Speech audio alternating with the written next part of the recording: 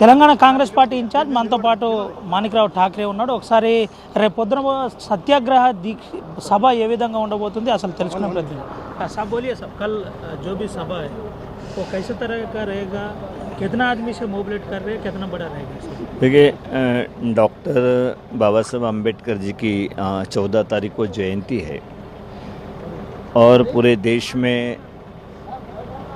जय भारत सत्याग्रह जो प्रोग्राम है, जो कांग्रेस पार्टी ने पूरे देश के अंदर इस तरीके का सत्याग्रह होना चाहिए घर घर तक पहुंचाने के लिए, जिस तरीके से बातें हो रही है इस देश में सांप्रदायिकता बड़े तौर पे बढ़ रही है। इसके जिम्मेदार बीजेपी आरएसएस के लोग हैं और इसको ख़त्म करने के लिए राहुल जी ने पूरे देश में भारत जोड़ो यात्रा निकाली थी। आपको पता है कि कन्याकुमारी से श्रीनगर तक राहुल जी 4000 किलोमीटर पैदल चले हैं और हम ये सोचते हैं कि आज पूरा देश एक साथ चले, सभी जाति धर्म के लोगों ने एक साथ आगे बढ़ना चाहिए। लेकिन इसी बात को लेकर इस देश के जो अलग अलग धर्म जाति के नाम पर लोगों को तोड़ने का काम जो बीजेपी कर रही है, उसके इसमें राहुल जी ने यात्रा 4000 किलोमीटर के निकाली है।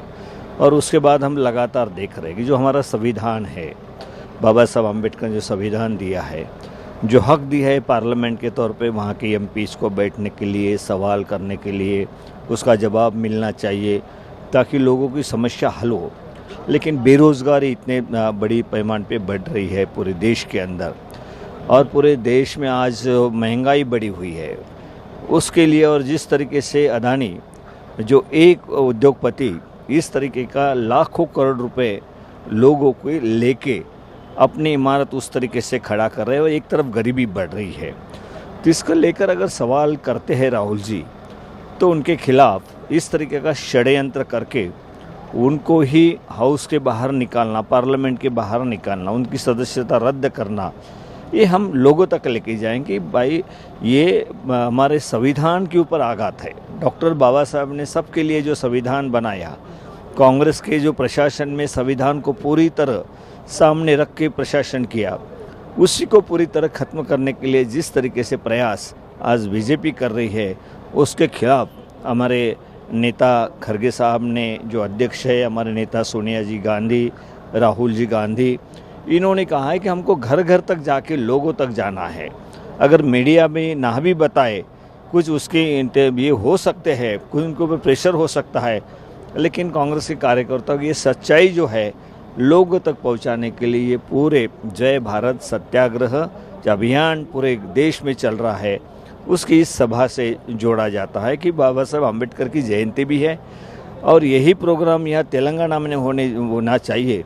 यहाँ के जो बैकवर्ड क्लास है, एससी, एसटी, ओबीसी, माइनॉरिटी, उन सबको ये बताना चाहिए कि भाई हमारे हक के ऊपर ही इस तरीके से बीजेपी हमला कर रही है, हमारे संविधान के ऊपर हमला कर रही है, ये जताने के लिए जो हमारे यात्रा निकल रही है, हाथ से हाथ जोड़ो यात्रा, जो हमारे अध्यक्ष रेवंत रेड्डी जी, उन्होंने भी काफ़ी असेंबली कॉन्स्टिट्यूंसी में निकाली है, उसके बाद भी अभी वो लगातार निकालेंगे। भट्टी जी भी लगातार चल रहे हैं।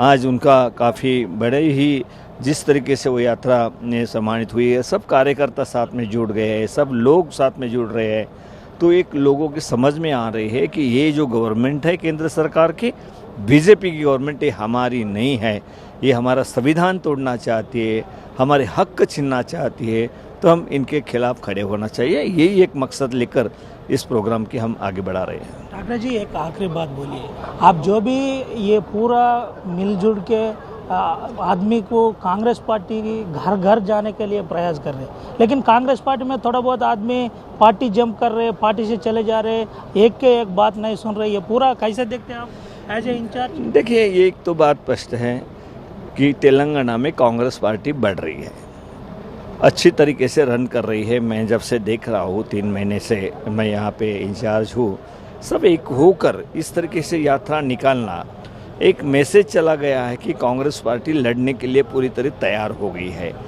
ऐसे इसमें कोई कारण नहीं होते हुए जिस तरीके से कुछ बातें कह कि नहीं मुझे इसमें सम्मानित नहीं किए जा रहे हैं, तो मैं, ऐसा नहीं है कि उनकी भी यात्रा मैं खुद गया था, मैंने खुद शुरू कर दी थी, और उन्होंने ही कहा था कि भट्टी जी की यात्रा मेरी यात्रा मैं ये करता हूँ और आज से भट्टी जी की यात्रा हम आगे बढ़ाएंगे।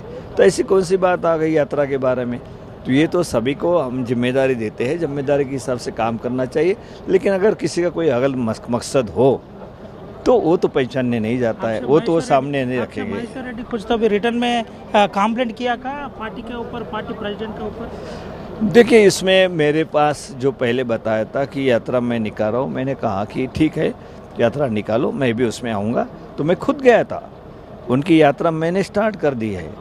और स्टार्ट करने के बाद उन्होंने प्रेस कॉन्फ्रेंस में, शायद आप होंगे, उस प्रेस कॉन्फ्रेंस में उन्होंने कहा था कि भट्टी जी की यात्रा में मैं मेरी यात्रा सम्मानित करता हूँ। बात कहाँ आ गई?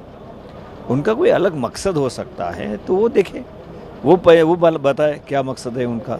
हमारी तरफ से तो कोई ऐसी बात नहीं थी। ठाकरे जी तेलंगाना स्टेट कांग्रेस पार्टी को कैसा हैंडल कर रहे बोले तो क्या हुआ? देखिए, अभी आप देखिए धीरे धीरे जिस तरीके से कांग्रेस पार्टी यहाँ पर आगे बढ़ रही है, सब नेतागण एक साथ होकर फाइट कर रहे हैं।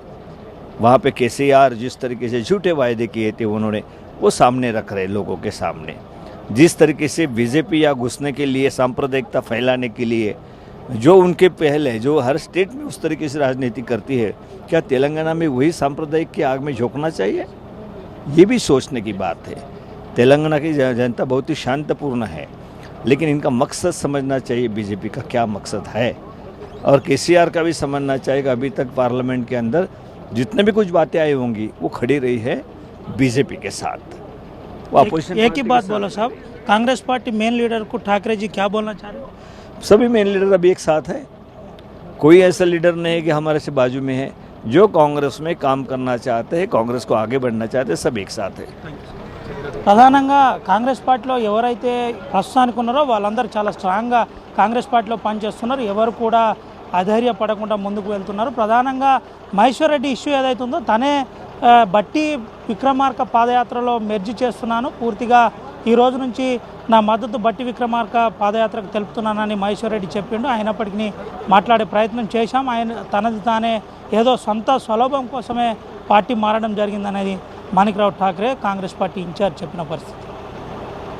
అవినాయ్, ఆర్టీవీ, మంచిర్యాల నుండి.